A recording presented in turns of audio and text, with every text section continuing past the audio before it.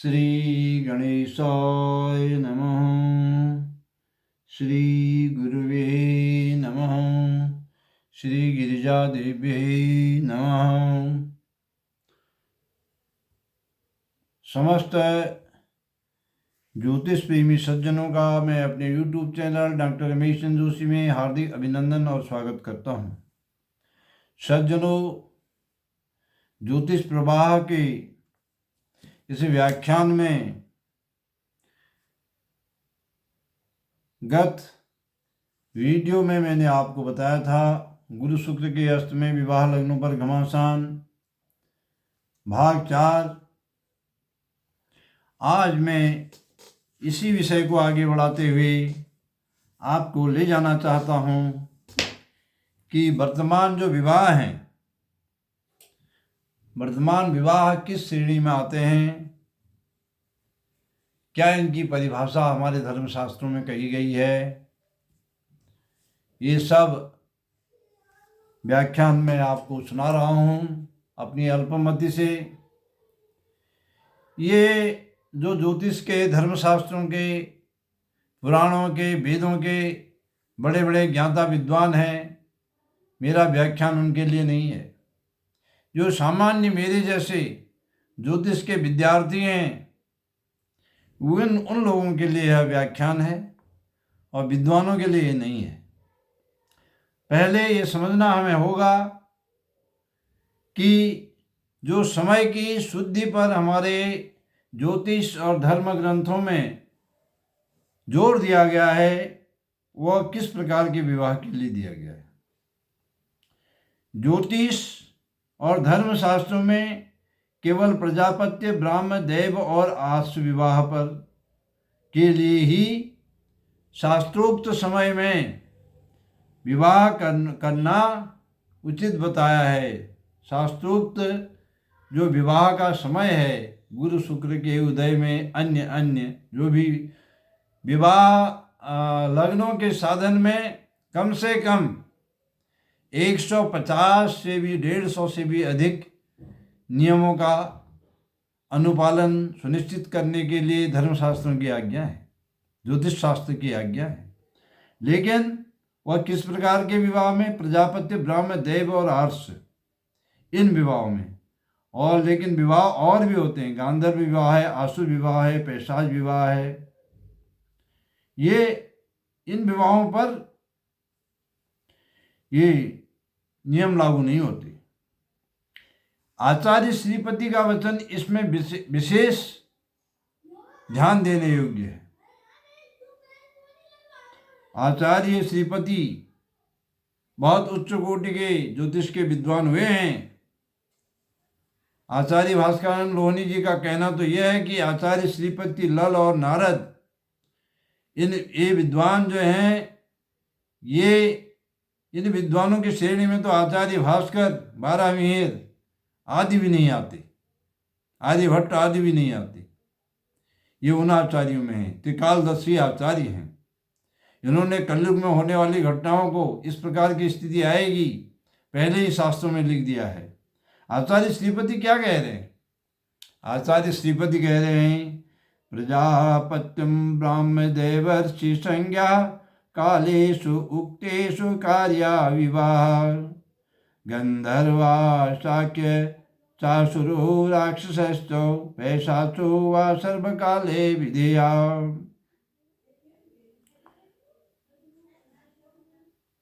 प्रजापत्य, ब्राह्म, देव और आर्ष विवाह को श्रीपति कहते हैं कि शास्त्रोक्त समय में करना चाहिए। लेकिन गंधर्व, आसुर, पैशाच, गंधर्व, आसुर, राक्षस और पैशाच,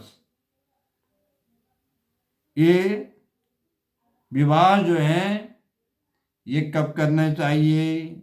सर्वकाले विधेया। इनके लिए किसी समय की प्रतीक्षा नहीं करनी चाहिए। इन विवाहों के लिए ज्योतिष के ज्ञाता विद्वानों के पास मुहूर्त निकालने की आवश्यकता नहीं होती है। अब वर्तमान जो विवाह है, वर्तमान विवाह में ये किस श्रेणी में आते हैं? अब इसमें हमारे विद्वानों को मनन और चिंतन करना चाहिए और पंचांगकारों को।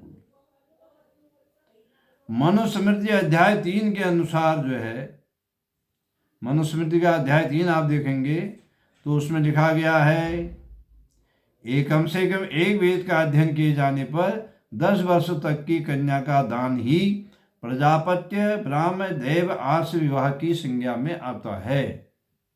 लेकिन आज के समय में राजकीय और शासकीय कानून होने के कारण इस प्रकार का विवाह संभव भी नहीं है और वर्तमान परिस्थितियों में उचित भी नहीं है, उचित प्रतीत नहीं होता है। किसी वर्तमान परिस्थितियों को देखते हुए 10 वर्ष तक की कन्या के विवाह की अनुशंसा करना उचित नहीं है, नैतिक भी नहीं है। तो वर्तमान समय के जो विवाह हो रहे हैं किस संज्ञा में आते हैं? वर्तमान समय के विवाह विशेषतः ये तो न तो आसुर में आते हैं, न पिशाच में आते हैं, न राक्षस में आते हैं, ये गांधर्व विवाह की श्रेणी में आते हैं। इस संबंध में मुहूर्त चिंतामणि की पीयूष धारा टीका प्रकरण 6 का अवलोकन करना चाहिए विद्वानों ने। महर्षि याज्ञवल्क्य के वचनों को उद्धृत करते हुए प्रजापत्य आदि 8 विवाहों के लक्षण वहां स्पष्ट किए गए हैं। वस्तुतः वर्तमान समय के कोई भी विवाह प्रजापत्य ब्राह्म देव और आर्ष के अंतर्गत आते ही नहीं। स्पष्टता के लिए ज्योतिर्विदों को बृहद दैवज्ञ रंजन 71 प्रकरण का 16, 17, 18, 19 और 68 श्लोक देखना चाहिए। आजकल के विवाहों के लिए काल नियम व्यवस्था देते हुए किस समय में विवाह किया जाने चाहिए पीयूष धारा में स्पष्ट कहा गया है। अगर पीयूष धारा टीका को आप प्रमाणिक मानते हो तो, विद्वान प्रमाणिक मानते हो तो, ईशाम काल नियमाह नारद, ईशाम आजकल हो रहे विवाह के और सब प्रकार के विवाहों के लिए काल नियम की व्यवस्था किसने दी है? महर्षि देवर्षि नारद जी ने। ये संस्थापक आचार्य हैं ज्योतिष के। ये कह रहे हैं प्रजापत्य ब्राह्म देव विवाह ऋषि संज्ञा।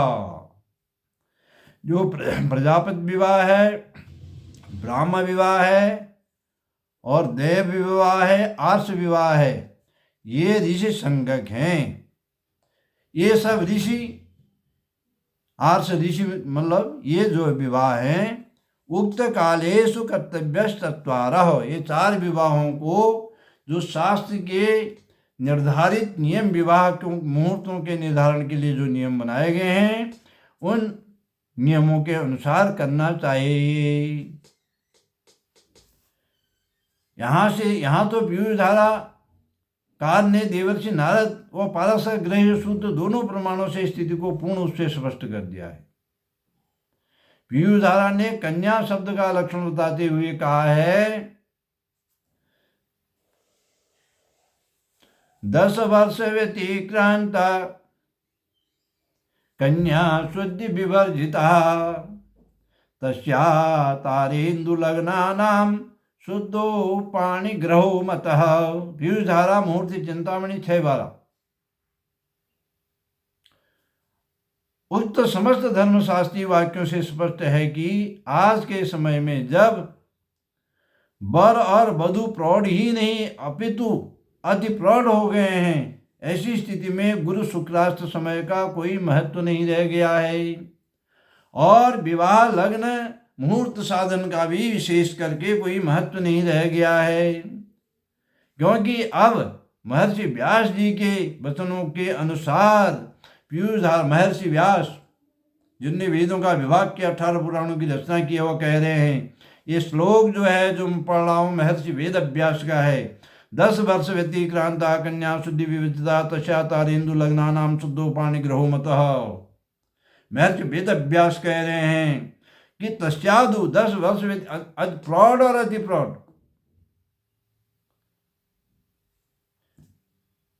आज की स्थिति में 10 वर्ष व्यतिक्रांता की जगह 21 वर्ष व्यतिक्रांता कहा जा सकता है, क्योंकि शासकीय और राजकीय नियम है। 21 वर्ष व्यतीत होने पर इसकी प्रौढ़ संख्या शास्त्रकारों ने बताई है। इसको पीयूष धारा, मुहूर्त चिंतामणि 6 बार और बृहद दैवेग्य रंजन 71, यह है आपका 44 में आप देख सकते हैं। अतः सभी आचार्यजनों को, पुरोहित वर्ग को इन तथ्यों के दृष्टिगत केवल चंद्रबल और लग्न बल देखना चाहिए। वर्षा दिक् की स्थिति में विवाह की अनुमति प्रौढ़ तक तो गुरु शुक्र दोनों में से एक उदय होने पर आप विवाह लग्न दें, लेकिन अति प्रौढ़ होने पर गुरु और शुक्र दोनों भी अस्त हों तो भी विवाह की अनुमति दें, क्योंकि व्यास जी का वचन है तस्या तारेन्दु लग्ना नाम शुद्धो पाणि ग्रहो मतो। अब हमारे कुछ सज्जनों ने हमसे प्रश्न भी किए हैं, श्रोताओं ने, मेरे प्रेमी ज्योतिष प्रेमियों ने, कि आपने प्रौढ़ और अति प्रौढ़ की आपकी क्या सीमा निर्धारण है। तो मैं आपको बताना चाहता हूँ, आजकल के शासकीय नियम के अनुसार 21 से 25 वर्ष की अवस्था, क्योंकि 25 वर्ष गृहस्थाश्रम में प्रवेश करने की सीमा है। 21 से 25 वर्ष के युवक युवतियों को हम प्रौढ़ की संख्या में मानते हैं, और 25 वर्ष से ऊपर 25 वर्ष से ऊपर 25 से 30 या उससे भी अधिक वर्ष की अवस्था, और 30 से अधिक वर्ष की अवस्था की युवक युवतियों के, विशेष करके 30 वर्ष से अधिक आयु की युवक युवतियों को हम अति प्रौढ़ की संख्या में मानते हैं। तो इस प्रकार जो अति प्रौढ़ की संख्या में हैं उनके लिए किसी भी समय, देश, काल, मुहूर्त आदि की हमारे धर्मशास्त्रों के अनुसार, व्यास जी के वचनों के अनुसार, मुहूर्त चिंतामणि की पीयूष धारा टीका के अनुसार, नारद जी के वचनों के अनुसार कोई आवश्यकता ही नहीं पड़ती है। तस्या तारेन्दु लग्नानाम शुद्धो पाणि ग्रहो मतो। इन्हीं शब्दों के साथ मैं अपने वार्ता को श्री गिरिजा माता के श्री चरणों का नखित ज्योति का स्मरण करते हुए यहीं पर विराम देता हूँ, और भगवान आपका सर्वविध मंगल करें। और यदि मेरी बातें आपको अच्छी लग रही हों और शास्त्रानुकूल लग रही हों, देश काल समय की परिस्थिति के अनुसार लग रही हों, तो आप इस वीडियो को अधिक से अधिक अपने इष्ट मित्रों को शेयर करें और अधिक से अधिक इसको लाइक करें, सब्सक्राइब करें। आपका सर्वविध कल्याण हो, इसी भावना के साथ, इसी शुभांशा के साथ मैं अपनी वाणी को विराम देता हूँ। बोलो श्री गिरिजा माता की जय। हरिओम तत्सत।